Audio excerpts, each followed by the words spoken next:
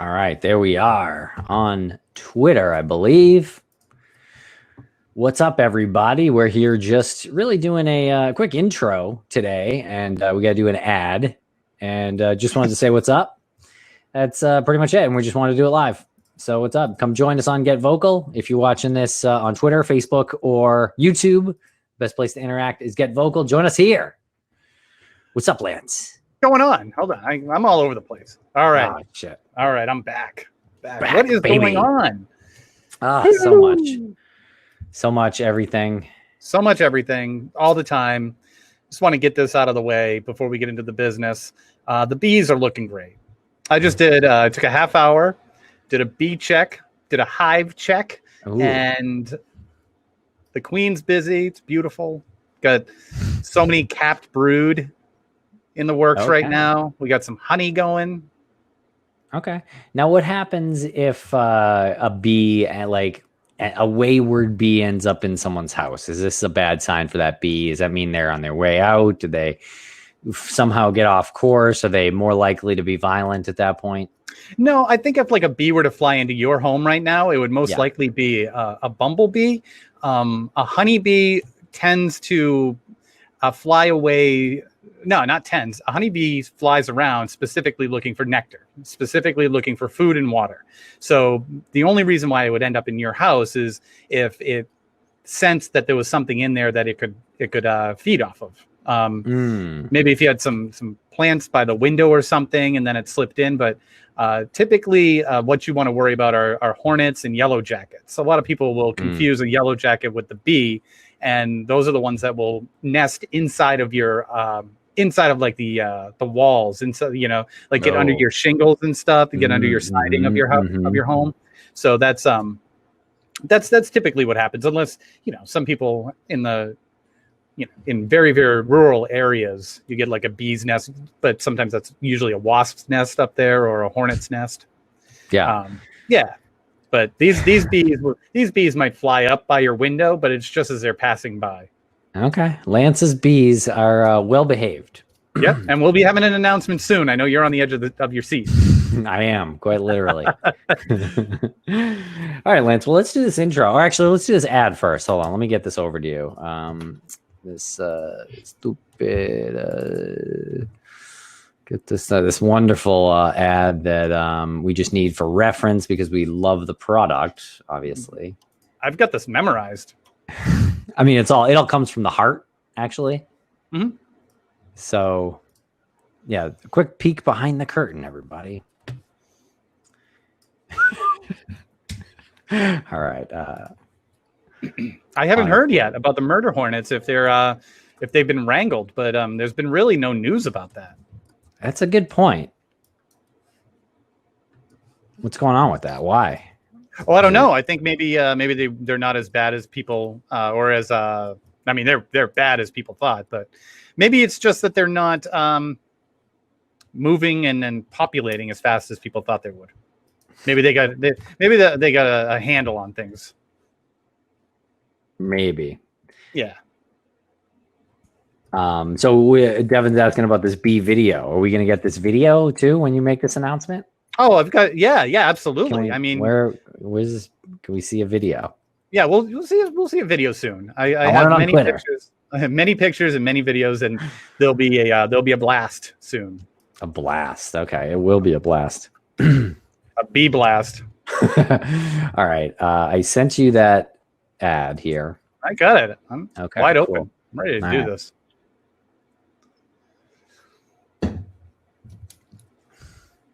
Lance, one of the things I love about true crime is that the further you dig into a story, the more layers you uncover. That is exactly why, Tim, you love, and your love of Best Fiends has rubbed off on me. That's exactly why we both love this game, Best Fiends. The more I play, like an onion. The more fun. It's like an onion of fun. a funyun.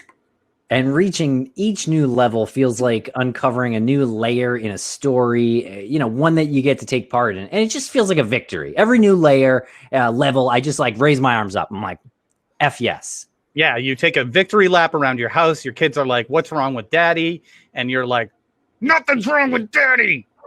Said it's another level. I said, be excited, kids. I'm now on level 775. Be excited for daddy.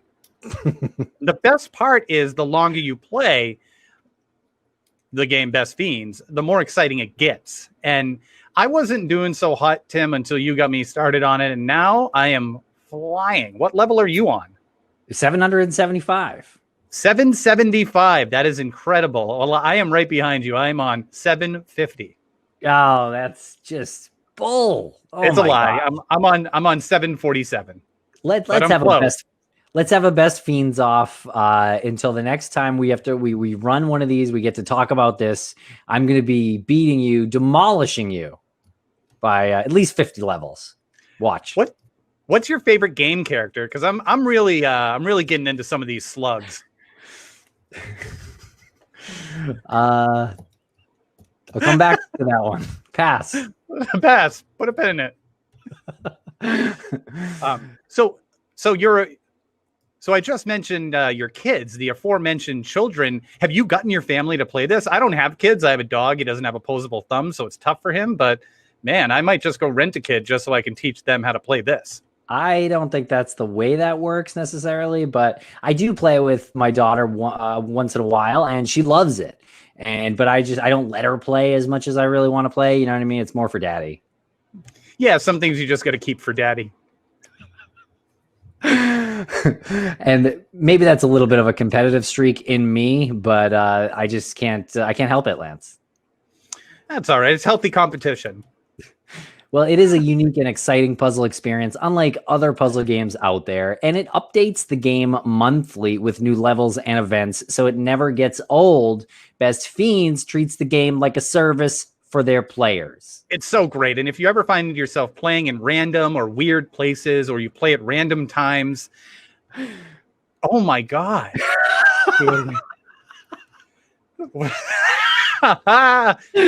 Okay, back that up. Tim, I know that you're always in random weird places. I know you like to play at random weird times, and in fact, your entire existence is random and weird. So this must fit right in. Well, yeah, I play it just when I'm waiting for coffee to brew. I imagine you would play it while you're hanging out with the bees outside. Oh no, hold on. I got a good one for this. Yeah, not only do I play it when I'm out there checking the hive, but I'm showing the bees these characters, and they're so jealous. They love them. They're crawling all over the iPad. I'm brushing them off, and they just really want to get into that world. You're saying the bees want to play Best Fiends? Yes, the bees want to be a part of. The bees want to be a part of Best Fiends. They want to get into the Best Fiends world, and I try to explain to the ladies, listen, you got a job to do here. You got some honey to make. You got some pollinating to do. Well, Best Fiends has thousands of levels already with new levels, events, and characters added each month. It's hours of fun right at your fingertips, and you can play offline, or you can let your bees play.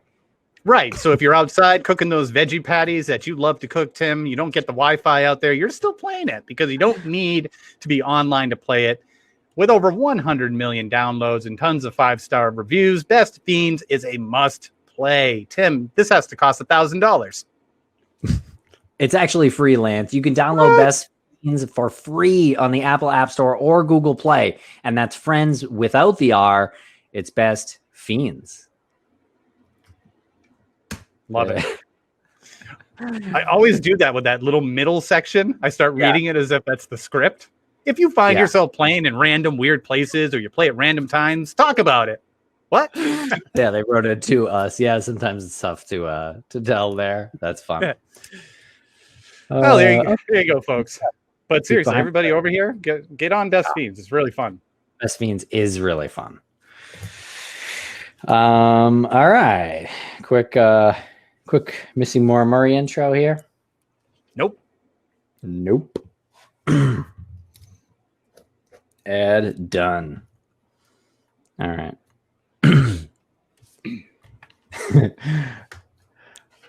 Welcome back to Missing More Murray. I'm Tim here today with Lance. How's it going, Lance?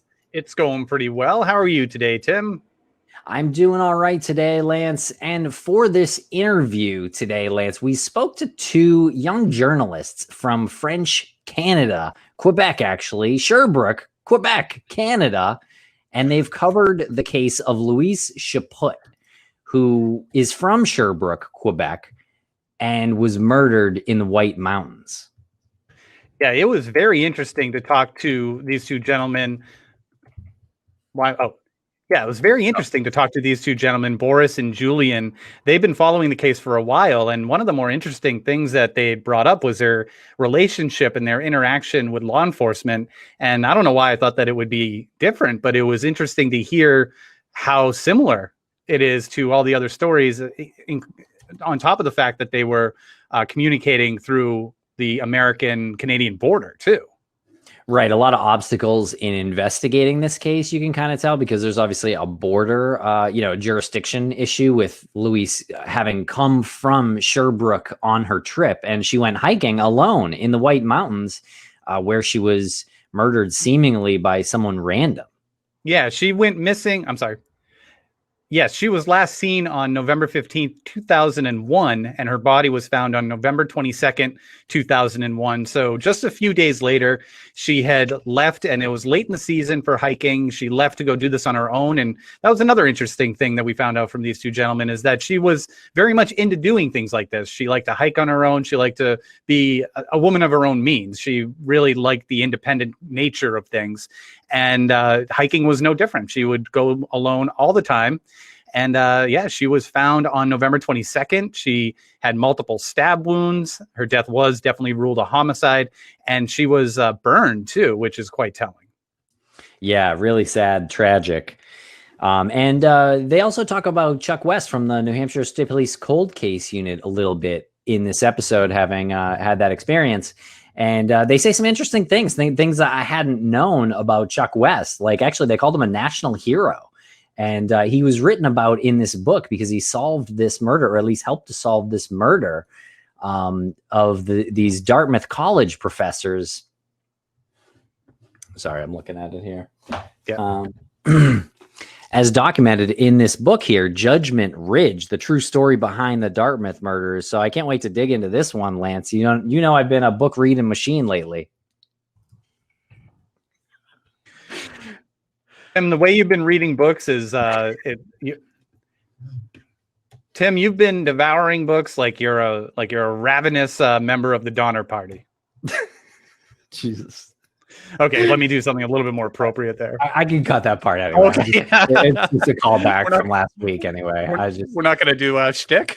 Oh my God. All right, let me do. I'll do some. I'll do a quick. Okay.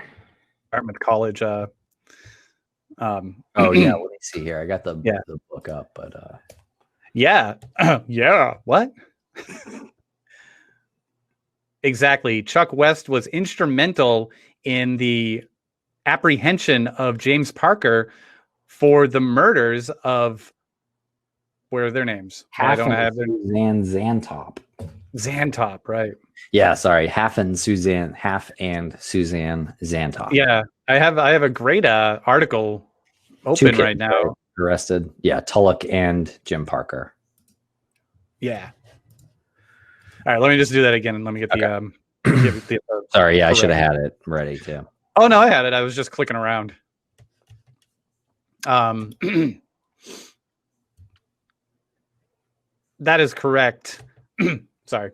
That's correct. Chuck West was instrumental in solving the murders of the college professors, the Dartmouth College professors, Half and Suzanne Zantop. They were 62 and 55 respectively. They were 62 and 55 respectively, and they were stabbed to death in their home in Etna, New Hampshire. And the two apprehended were James Parker, who was 16, and Robert Tulloch, who was 17. They were charged with first-degree murder. Was that clear? I feel like I was all over the place. Yeah, no, I think that was good. And Lance, this goes out to a lot of people in New Hampshire. And so we want to make sure that you are all on the lookout for a blue backpack with a Canadian flag that was missing from Louise Chaput's murder scene. Also, Ford Focus keys. So it is possible someone in the hiking community knows more. So if you are in the hiking community, especially, or if you know people in the hiking community, maybe ask around. I know it was a long time ago, but maybe someone still remembers something. And you can also submit a tip through the Department of Justice, the New Hampshire branch. If you go to doj.nh.gov and search for Louise Chaput, that's LOUISECHAPUT, gives a little description of the crime, and you can use their tip form to submit a tip. And Lance, we're going live on Get Vocal Thursday night. If you're listening to this on release day, that would be tonight with Patrick Hines of True Crime Obsessed. Join us 9 p.m. Eastern on getvocal.com. Check it out. Link in the show notes. That's going to be a fun show because we've been planning this live show with True Crime Obsessed, Patrick and Jillian and Maggie and you and myself. We've been planning this. We did the show in Brooklyn, and then it went so well, they were like, we should do a couple more. We had one planned for Boston and one planned for Philadelphia. Obviously, we weren't able to do those at the end of March, and then they rescheduled them for August. And once again, those have been rescheduled. Date is TBD, but in the meantime, yeah, Patrick Hines is being gracious enough to join us tomorrow night at 9 p.m. That should be a really fun time. Yeah, that'll be a blast. It'll be all right. There's no on this date for this week, I don't. Oh, there is. There is? I think so, yeah. I don't know. There was a thread, but I don't think it's for a different date. It's for July 2nd. There's July 2nd. Okay. Nope, we got June 11th on this date. You got it? Where? Yeah. June 11th on this date. Let me forward it to you. Okay. Oh, maybe I pinned it. Did I pin it? Yeah, I forwarded it to you. Okay. Thank you. Right. No problem.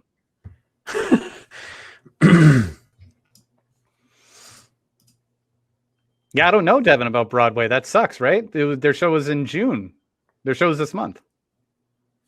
Yes. Oh, there it is. Okay, cool. Thanks. Yeah, I think they had to postpone, sadly. I don't even think Broadway's going to be open until September at least. And even then, who knows? Yeah. Okay. And Lance, on this date, June 11th, 1996, Tina Lynn D'Ambrosio was 34 years old when she went missing from Phoenix, Arizona. Tina was, well, should I say Tina is? Yeah. Yeah. At the time of the disappearance, Tina was 5'7", 123 pounds, with auburn hair and blue eyes. She has a light-colored birthmark on her back and a scar extending from the back of her neck to the top of her head. Tina also wears a full set of dentures and had previously fractured her jaw.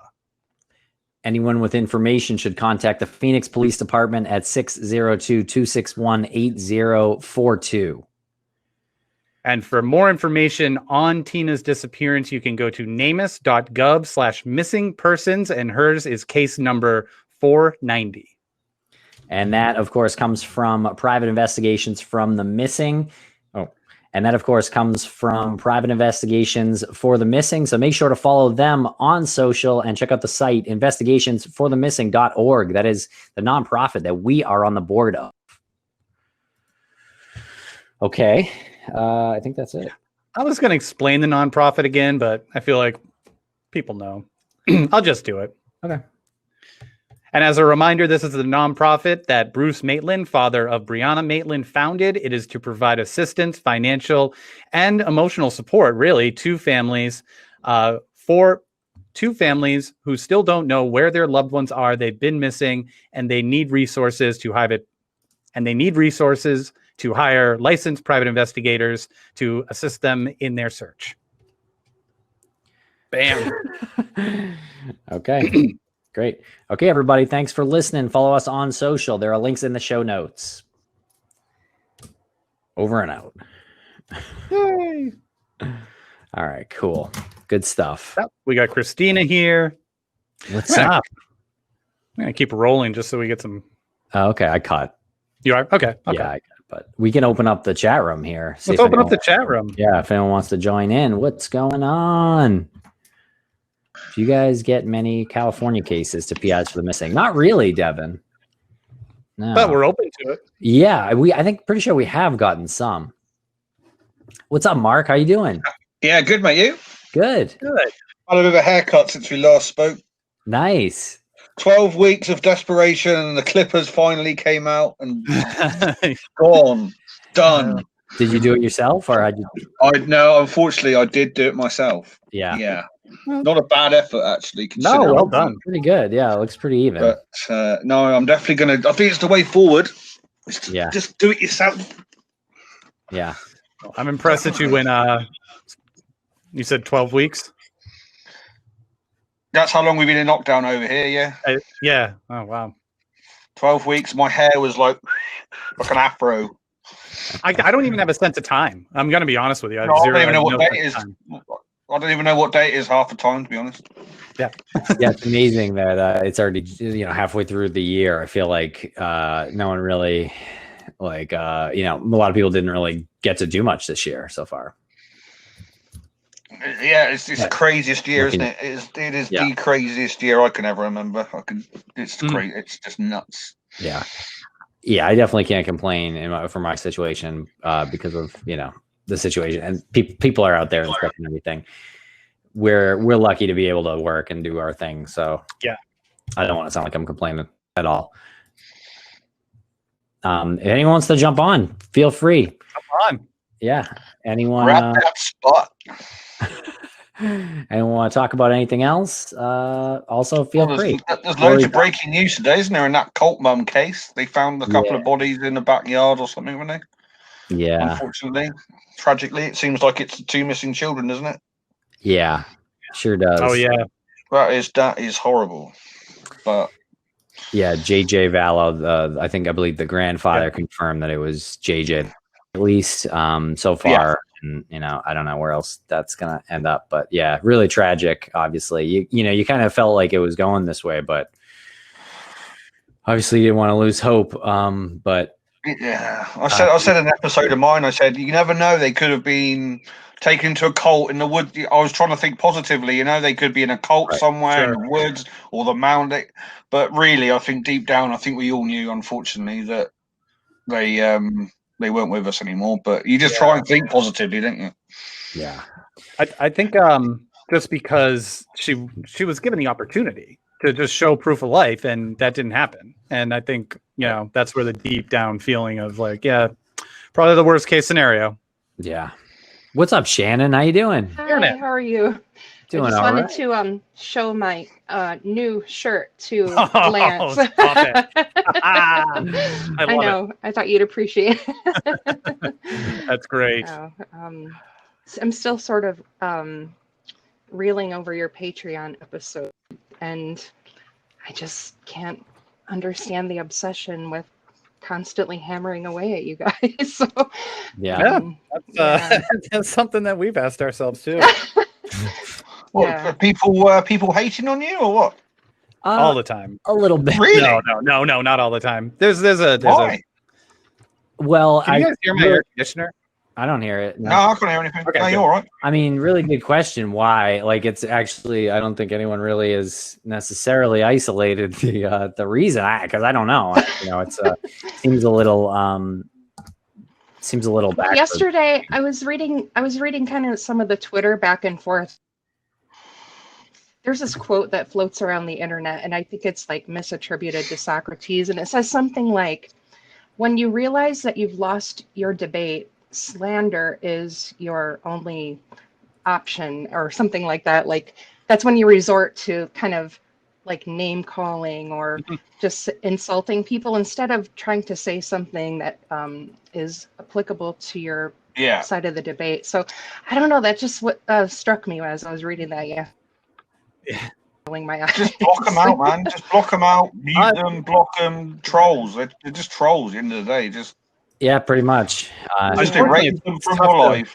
It's tough to block these particular people out because they're directly involved. It is, yeah. But Oh, I see. no, you're right. You should just block the trolls out. And you're right, Shannon. It's the resorting to just like it's not personal attacks, but it is. It's like a personal attack. Well, it is. I mean, it's like saying that you guys are just here to make money. Oh, what a tired trope. You know, Oh my God. You know, that kind of thing. I know. That one doesn't even, it's not even effective anymore. Like, it doesn't even get us angry anymore because it's kind of just laughable now. I'll show you the deleted tweets or the saved tweets that I didn't send last night.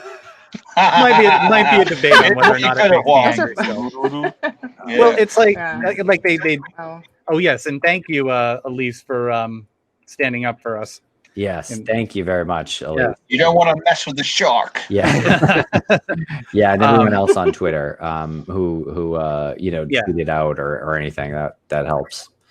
What the most confusing part in my head is why it's even happening.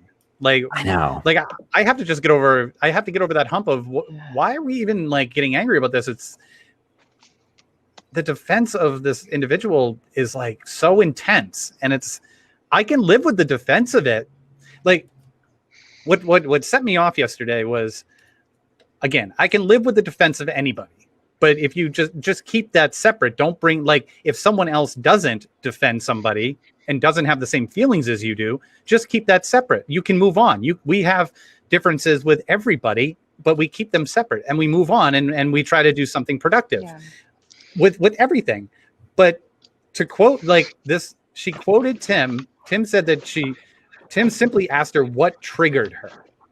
Well, because I mean, she was obviously triggered by something. She had such a negative reaction. She emailed me like at midnight, all upset about our last episode, and then included a text screenshot from a conversation we had in 2017, which is bonkers, completely bonkers. Like a screenshot of the text message that 5 years ago. I mean, the three of us had, and it was kind of irrelevant too. It was very, very light comments. It wasn't even anything where you'd see it and be like, wow, that's a bombshell.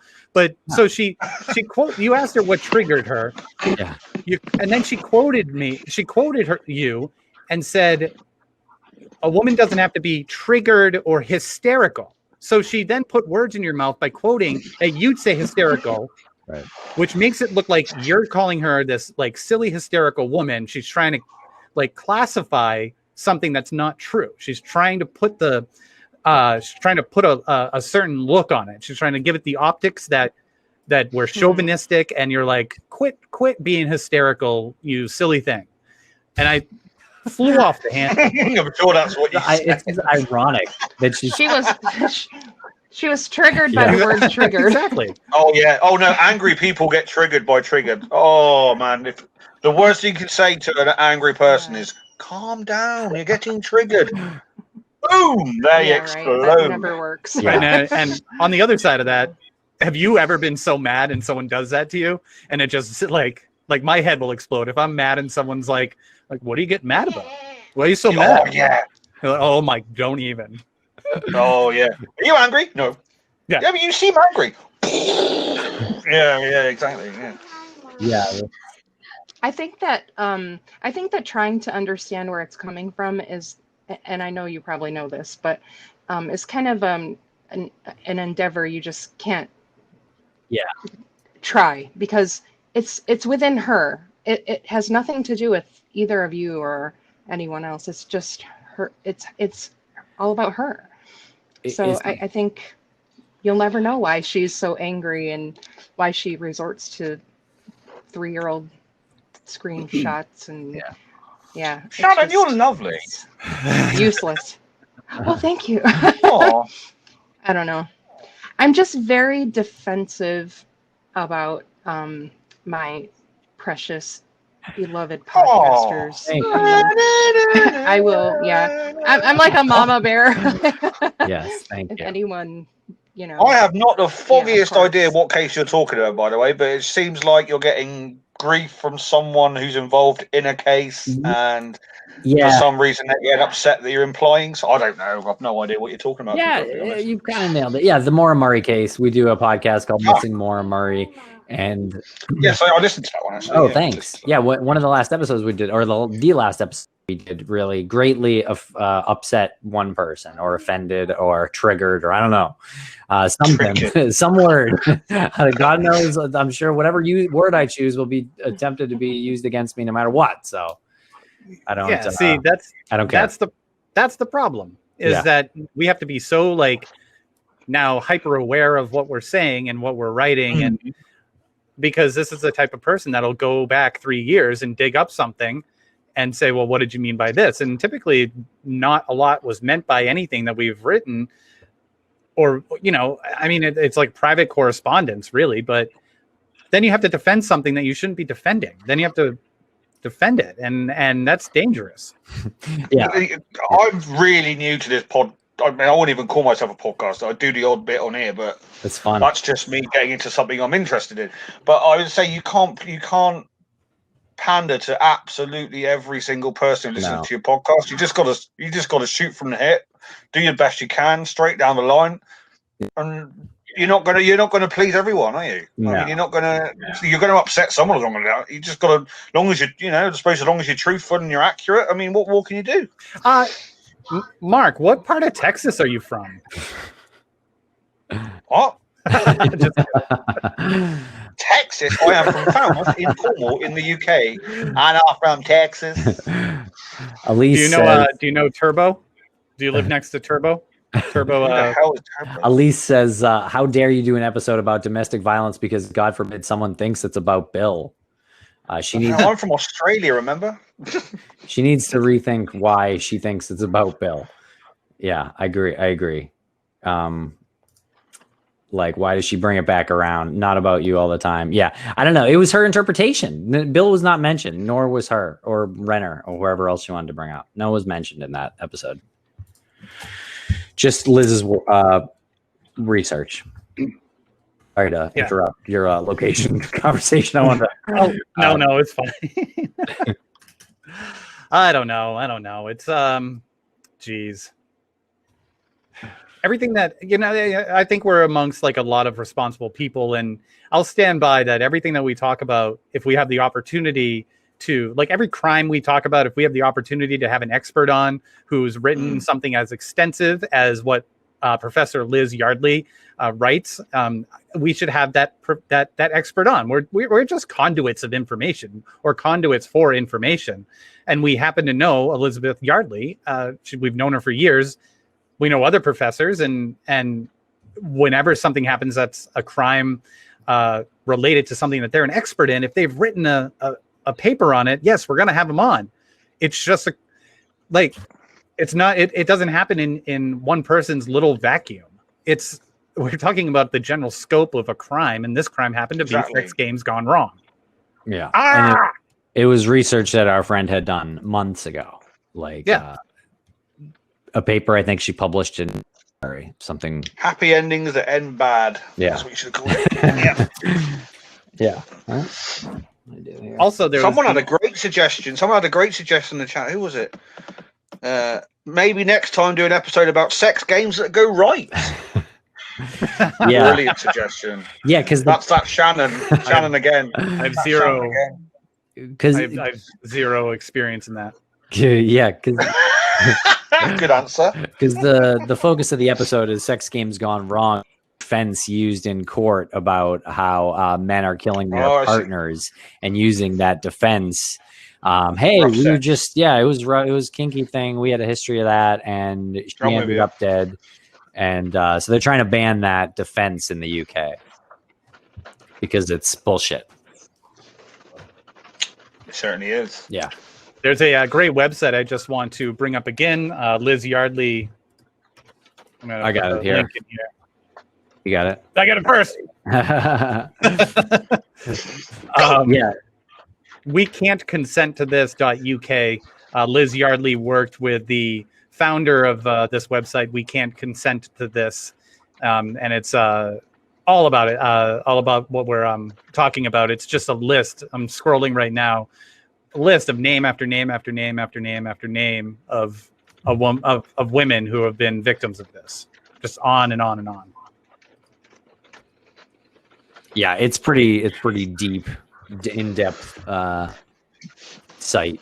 I watched a thing about colleges and universities in America having a real problem with this kind of thing as well, didn't they? Rape cases saying, oh well, you know, it's I can't remember the documentary. So Saeed was it on Netflix or something? Adnan, we have a case against Adnan Saeed. That's it was mentioning. I don't know if it was in his case, but they mentioned the fact that defense is a problem in rape cases at universities as well. Yeah, there was that big was it Duke University? Yeah, maybe. That big scandal. American football team, wasn't it, or something? A football team? Yeah. Like, or rugby team. Was it rugby? Probably. Yeah. Either way, you're right. I mean, it's it's a problem, and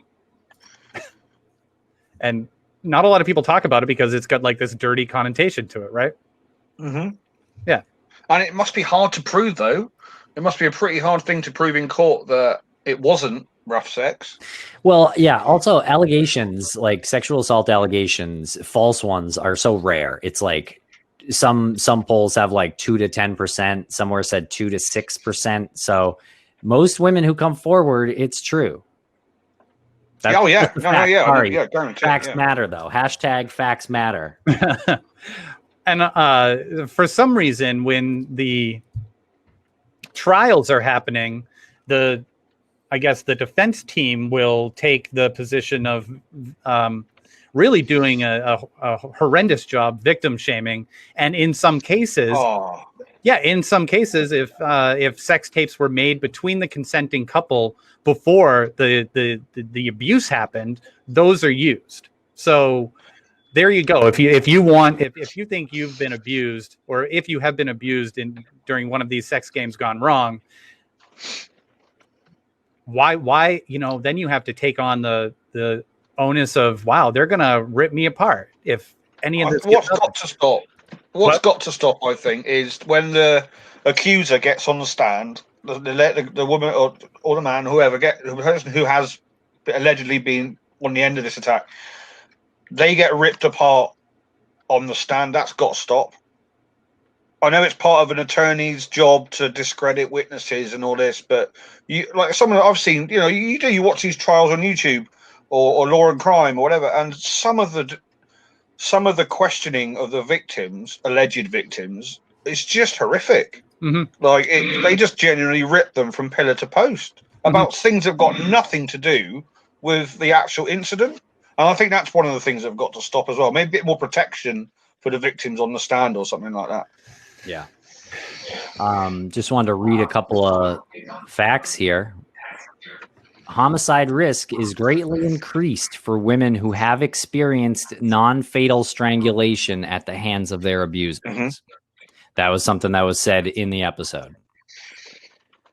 Something also, femicide is typically not a loss of control, but an attempt to maintain control. Femicides don't come out of the blue. Perpetrators don't just wake up one day and decide to kill their partners. This is often the culmination of many years of coercive and controlling and abusive behavior.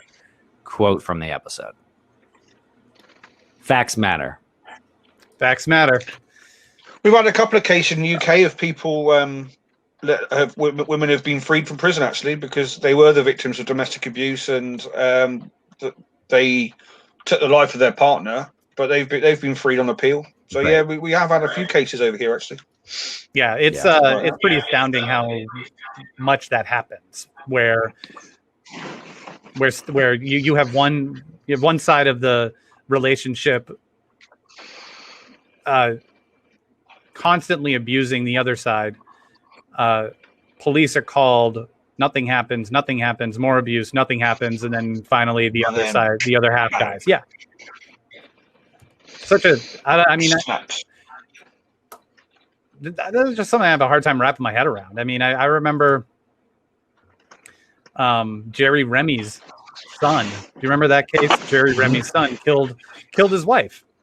He's in prison right now. Jerry Remy, the former Red Sox, who's a broadcaster for the Red Sox now. Very popular one. Very incredibly popular. Yeah, has a chain of restaurants and sort of a local lovable legend. And his son, who's a monster of a human being, beat his wife to death. But they had a history of domestic abuse over and over and over. And finally, it just exploded in such a disturbing way. Like, it started inside, went outside. I mean, people heard it. It was like stomach turning, and it kills her. And it's like, oh, okay. I mean, how many red flags do you need? You raise a really good point there. How many cases do you hear where there's 20 or 30 incidents or red flags raised or near misses or police call before, unfortunately, it reaches a stage where someone's killed? There are so many cases where there's dozens of times it could have been stopped. You're absolutely right, especially over here. Especially during lockdown, domestic violence has gone through the roof, apparently. Yes. Yeah. That's one of the reasons we wanted to put this episode out now. Not the first episode on domestic violence we put out. We like to raise awareness for that particular issue. And this is a bit of a specialty issue, admittedly, obviously, with the topic, but it was a broader conversation than just that specific topic. So pretty interesting to see that reaction and think about all of the other episodes and how those are being analyzed without that reaction. Are they being analyzed to that extent where someone is so vain that they have to somehow bend it into it being about themselves or their situation? Again, you can't satisfy everyone. That's one person. That is one person out of all the people you reach. That's one person. Oh. I just noticed that my socks are behind me on my table. Ew. I didn't want to say anything, but I did wonder what else you're not wearing. Like if you're doing this in your pants or something. I have pants on. You do? Oh, okay. I'm just checking. Avocado socks. There they are. Well, we should probably jump off. We have a call with Beck Seabass soon. We do. Yes. And I got to pop this episode, finish up this little edit and get it up there ready for mañana. Luis Chaput. Hope you guys like that episode. I think it's really good. Really cool accents from Boris and Julian, and from you as well, Mark. Thank you. Jolly good. I don't even know what he said. What did he say then? I'm not even sure what he said. I said jolly good, mate. Bollocks. That's better. I understand that one. I feel like I'm doing you though. I'm doing my impression. Doing impersonation of me. Hell's teeth. Christ. Shannon, I will kiss every one of the bees for you. I can open my room up if anyone wants to talk about true crime. I don't mind. I've got nothing to do over here, so there we go. Hello, head on over to Mark's room. Join Mark. All right, everybody. Thank you. Cheers, guys. All the best. Cheers. Talk soon.